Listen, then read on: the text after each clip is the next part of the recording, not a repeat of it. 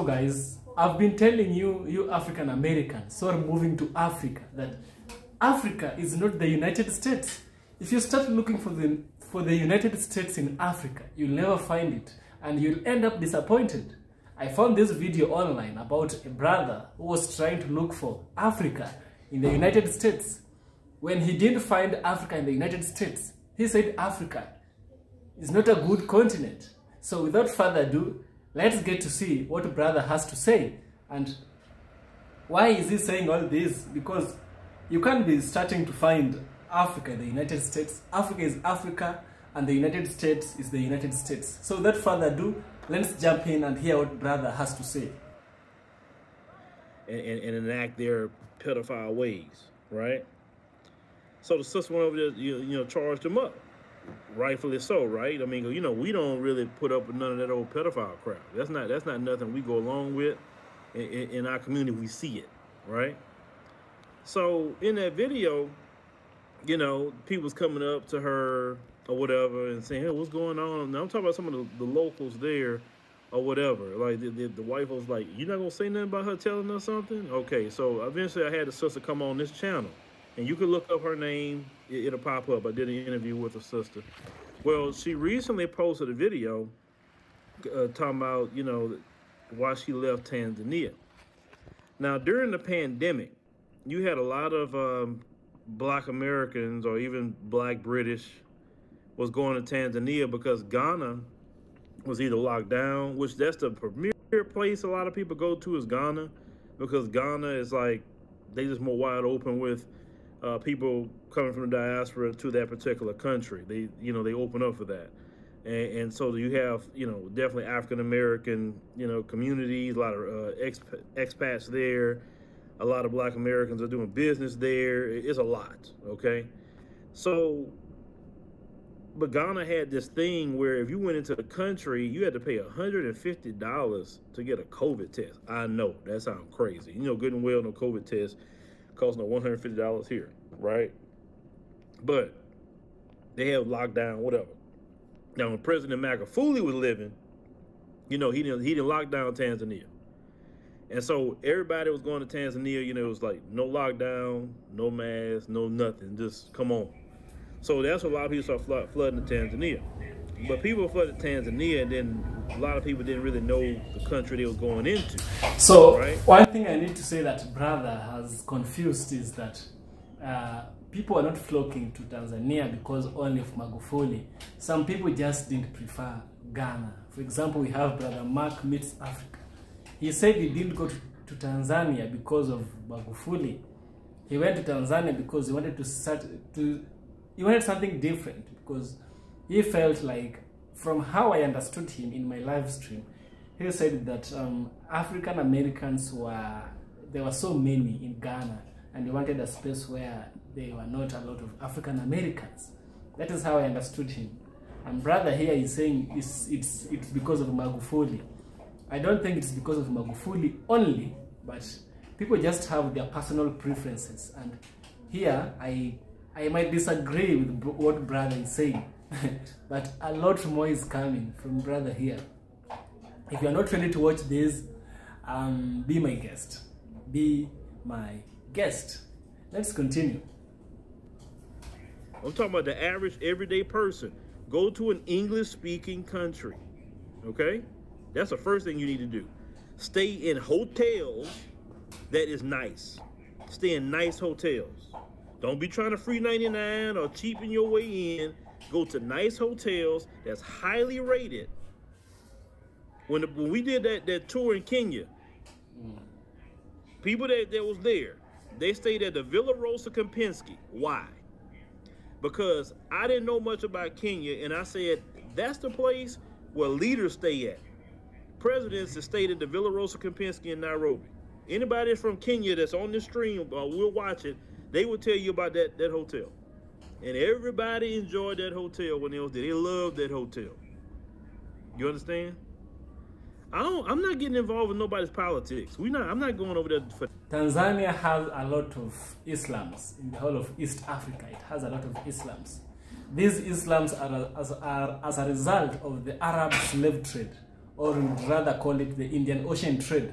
It was a trade that was taking place between the East African coast, a country in Middle East called Oman, and another island in East Africa called the island of Zanzibar. So there was a trade taking place here, and there was this prominent Arab.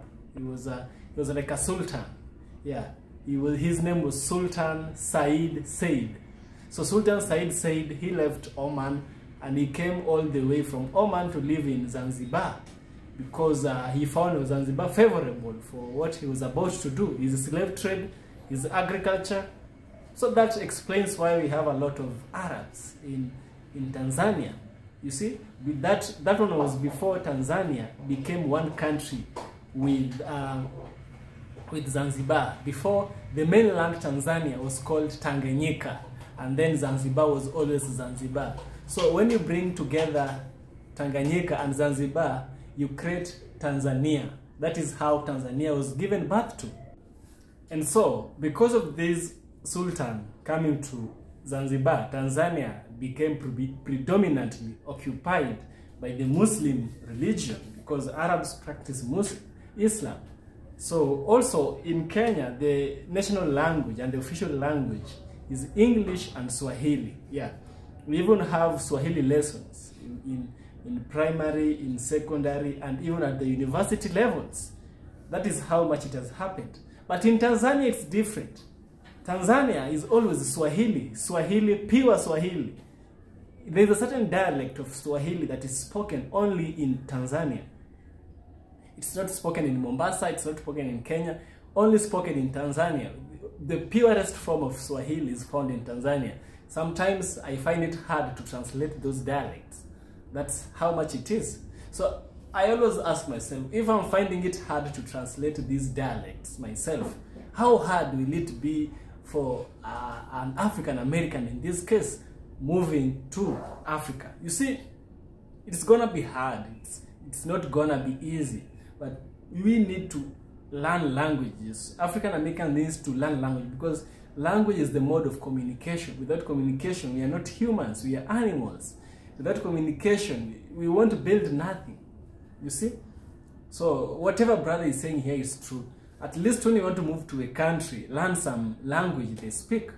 For instance, Tanzania, learn some Swahili. It might come in handy someday. Let's continue. And then you may have some Christian in there, but you know, so in societies like that, that's real, especially Islam. You know, Islam strict and Christian strict is two different things. I went to Ethiopia. I got to see Orthodox Christian society. It's conservative, yes, but it wasn't how they do in societies with Islam. Let's just call it what it is.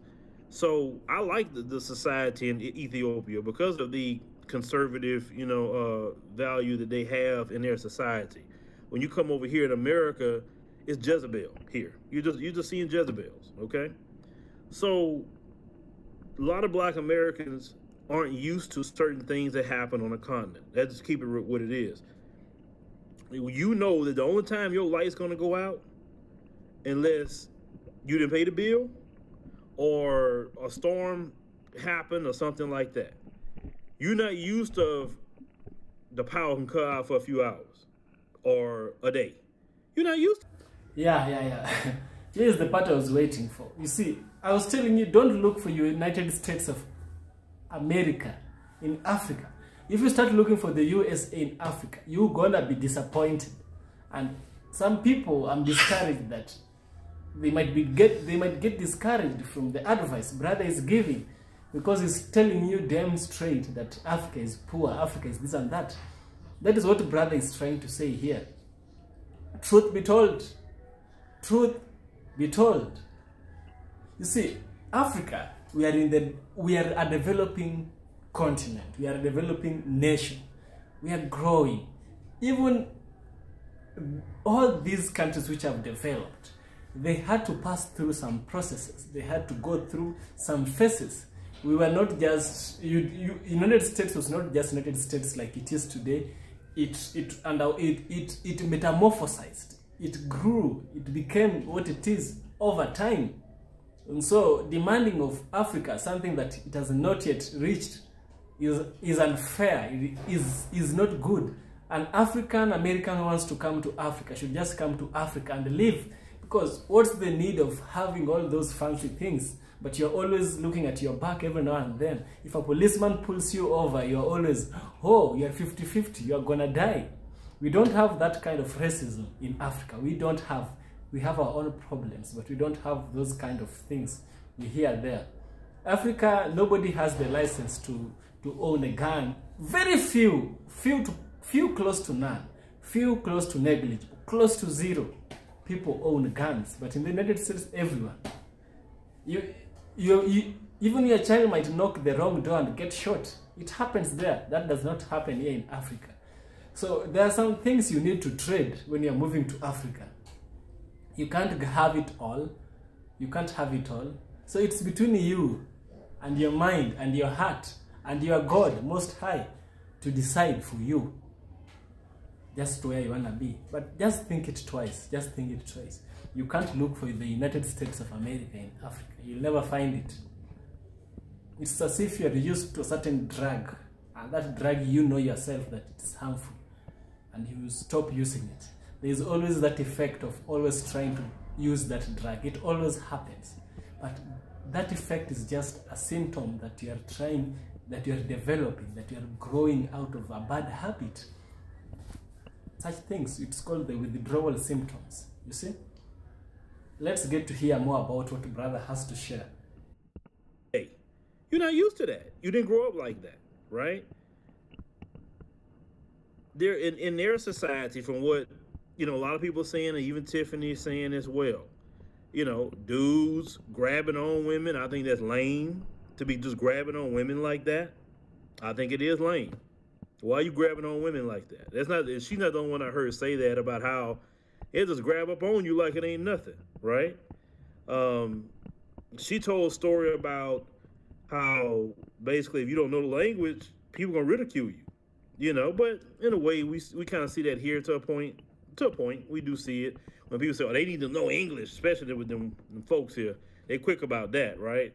But a lot of black folks think, oh well, you know, hey, we all brothers, XYZ, and that's the way they gonna look at us. And listen, the color thing, this here, that's a Western thing. Outside of this, Western nations where everybody's focused on the color, because that's all the white man has is a color thing. Everybody else is nationalistic, tribal, ethnic groups, or religion. That's most how everybody moves, especially like that. Now, you will meet some that understand Pan-Africanism, that get it. Yes, you will meet some. Like, for instance, Julius Malema, he gets it, right? But so I'm not saying everybody's not on that, but I'm saying certain countries are more open than others. And there's many, many countries over there if that's what you want to, you know, end up doing. For me, I understood by my experiences is a few things. I'm not going to change my lifestyle no matter where I go. So when I went to Kenya, this is what I was saying, another thing. You don't have to change your lifestyle because no one demands of you to change your lifestyle. But at least if you want to adapt to somewhere, there are things you need to change. If you want to go to Rome and you're from USA, Romanize yourself. Don't United States yourself. You are not going to thrive there. That's the problem we have here. People are looking for the United States in Africa. You can never find it. You can never find it. Then you end up very frustrated, very frustrated. You can never find the United States in Africa. Brother here is saying he can never change his lifestyle. Yeah. By all means, don't change your lifestyle. But there are things you can live without. There are some luxury you can live without. Just live in Africa with what Africa can provide for you. Don't push Africa to the limits. African Americans, some of us are making, some of you are making these mistakes. In the long run, we blame Africa, but Africa is just growing. Africa is growing. You should not burden it with some of the things it can't hold on to. That's my worry, you see? let's get to see what brother can't sacrifice some of his lifestyle. For instance, I'm peeping everything. I'm watching who's who. I'm looking around. I'm just meeting people. I'm being cool. Everybody being nice to me, but I'm always looking. I'm always, you look a lot more, you listen a lot more, but you speak real less. When you're going into play anywhere that you can go to be the next state over. Make sure you just looking around and paying attention and peeping things. Converse with certain people and then see the reactions. You know, that's the thing. You got to kind of do that before you immerse yourself to anywhere. I don't care, like say it's the next city over. You got to do what they say, some recon in wherever you go, right? So in Kenya, I looked at it based on my needs. I said, well, you know, I was thinking, man, we can establish our business here because I'm looking at, you know, some of the infrastructure. Infrastructure is very important. You know, some of you not ready for that culture shock when you coming from 610 and 45 here in Houston. Now you talking about some dirt road somewhere. You ain't used to that. That's not the life you come from. So what I always tell any Black American or Black British or whatever, go to the African countries that have the infrastructure, that have the internet, that have similar to what you used to. Because if you don't get what you used to, you're going to have a bad experience. Now, some of y'all want to be in the village. That's fine. Do that. I'm supportive of the village. Just tell Black Americans, go to an African country that speaks English first. Don't go to none that speaks just French and you don't know the language. Sure, you can hire a translator, but let's call it what it is. A lot of people don't have it like that, just to be hiring translators and doing all that. I'm talking about the average everyday person. Go to an English. I have to differ with brother here. Go to a country that speaks English. What if the country that speaks English has some challenges that you can't? You see, it's a cost and benefit analysis. You just try and weigh the wins and the gains and the losses. Is it worth it?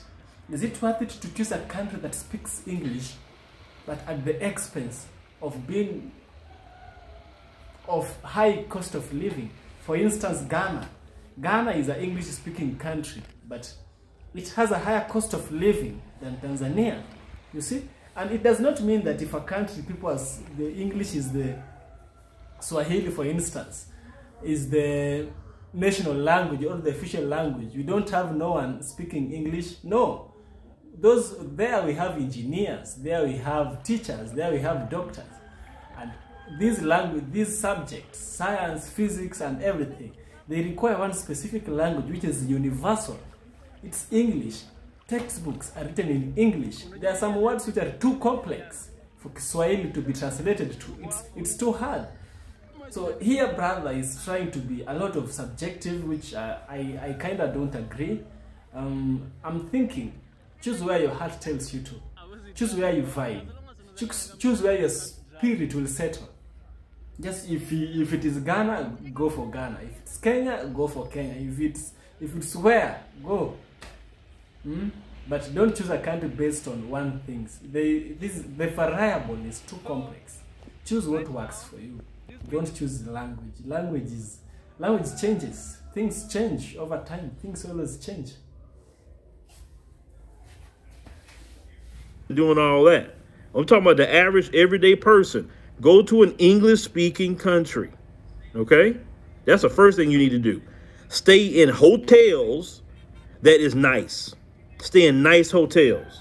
Don't be trying to free 99 or cheapen your way in. Go to nice hotels that's highly rated. When we did that tour in Kenya, people that was there, they stayed at the Villa Rosa Kempinski. Why? Because I didn't know much about Kenya, and I said, that's the place where leaders stay at. Presidents have stayed at the Villa Rosa Kempinski in Nairobi. Anybody from Kenya that's on this stream, we'll watch it. Being that I'm doing a rating for this video, I'm reacting actually. I have to say something about Villa Rosa Kempinski. Villa Rosa Kempinski is a very big 5-star hotel we have here in Kenya. Actually, the owner of Villa Rosa Kempinski is an Israeli business person. This person, Israelis have really invested here in Kenya. They built a mall in Kenya called the Westgate Mall. They built the Villa Rosa Kempinski. Actually, when Barack Obama was coming to Kenya in 2015, Villa Rosa Kempinski is where he was hosted, is where he slept. It's true, Villa Rosa is where everyone is always hosted and big figures and everyone goes.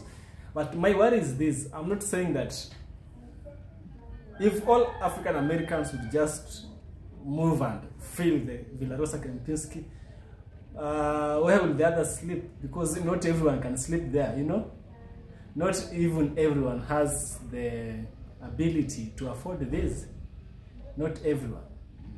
You might afford, and you, the other one, might not afford.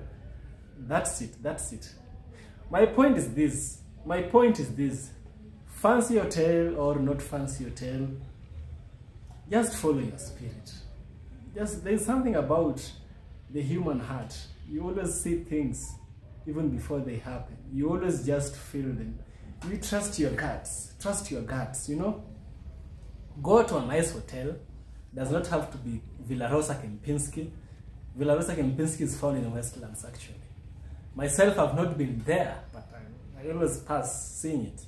A cup of tea, just a small cup, cost 5,000 shillings. I heard it was 5,000 Kenya shillings back in 2015. One cup of tea was 5,000 shillings. And not everyone can afford that. Even not all African Americans can afford that. If you want to come and interview, not to interview, but to check out on Africa, say you want to live here in 1 month. Living in Kempinski is gonna drain you a lot of money. It's gonna drain you a lot of money.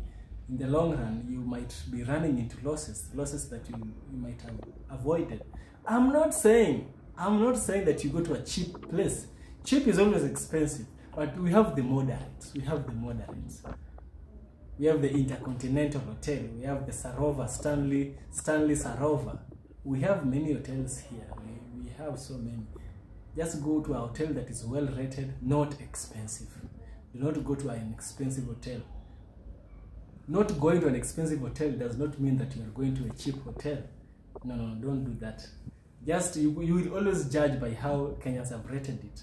On Google Photos, on Google Maps, we always go there and rate. I'm one of the Google guides on Google. I go to places, I record images, I post them on Google Maps so that you, a visitor who wants to come here to Kenya and visit things, you can be able to get ratings like mine. And everybody enjoyed that hotel when they was there. They loved that hotel. You understand? I'm not getting involved with nobody's politics. I'm not going over there for that. But what I'm trying to say is, go to nice places wherever you go. Don't, especially when you're out of town or out of the country, go to nice places. I seen the video, I just chill out. I get to it. I'm talking in general. So go places where they're nice and things that you're used to. Then with time, as you get to know people, as you get friends, you can start venturing out to things that's not more so what you're used to, right? Because culture shock is going to be a major thing. I understood that. I had culture shock the first time I went to Ethiopia. Like, the first thing that really, like, culture shocked me was the time. Like, when I mean, not the time of day, but they move a lot slower than we do over here. They just don't have that time is money. Like, America moves like that, especially when you're in business. You got to move like this. Constant, moving. I got to do this, I got to do that. Or this meeting is that time, you know, they kind of like, okay, we can do it like this. Okay. So that literally like made me freak out for about 2 days because I'm so used to moving like this. You know what I'm saying? On anything that I do. But that's cool to be at a certain pace too. It's fine because it teaches you to relax a little bit, right? Teach you to relax. So when I was over there, I saw what I saw. I thought Tigray region was cool. It was nice. When I went to Addis Ababa, more of a city. I say, okay, some of these areas, okay, I rock that, rock that. Now, Nairobi, I like Nairobi a little bit more because it was, to me, a lot of areas, it was used to, like, some areas is kind of like Houston. I saw the highways. I saw, they say, okay, the Westlands is over here. The Westlands is a real nice area. I say, okay, when I get my office and my studio, I'm going to put it in the Westlands. I'm not putting it nowhere else because I know they got the fiber internet. They got this, they got that, right? So that's how I think. I got to think about my workers. I got to think about everything. Now, with that being said, I mentioned roads because it's just certain things that people are not thinking about. Now, let's get back to Sister Tiffany's video in Tanzania. I have been watching videos from a lot of expats that they were saying that they was complaining on them. Saying Black Americans, you know, they complain a lot about some things. She said that she had some experiences where in immigration, one woman told her something about, you know, in Swahili, well, you know, if you're a slave in one country, be a slave in another country. I'm like, wow. That was said. And so she was saying that, what is it? What is y'all issue with Black Americans and like, what's y'all issue? You know, she kept trying to figure that out. What was the issue? But them folks come in their country, though, them folks, you know what I'm talking about, and do God knows what. But nobody's, you know, like I told y'all, the same problems that's in America, you're going to find everywhere with Black folks. I told y'all that self-hate, that worshiping of a white Jesus, that stuff is real. It is real. So what I always say is, you know, don't be somewhere that you not wanted or you not accepted, no matter where it is. Don't be there. Okay? What I would say is go places where, number one, you can speak the language. Number two, they're open and accepting. Number three, if you can sustain yourself in those places. And number four, you know, the sister made a comment saying, I'm not going to romanticize anything anymore. I'm going to just tell it like it is. And you should tell it like it is, because some people are looking at your videos and trying to get a informed opinion to see if they want to go or not. Another thing I always tell people, don't just go leave America and go to any country. I don't care what it is and talk about I'm moving here. You never been. Why are you just moving? Like, go and visit. Like, a visit can actually make you pay attention to what's up. Worst case scenario, shoot, go stay a month.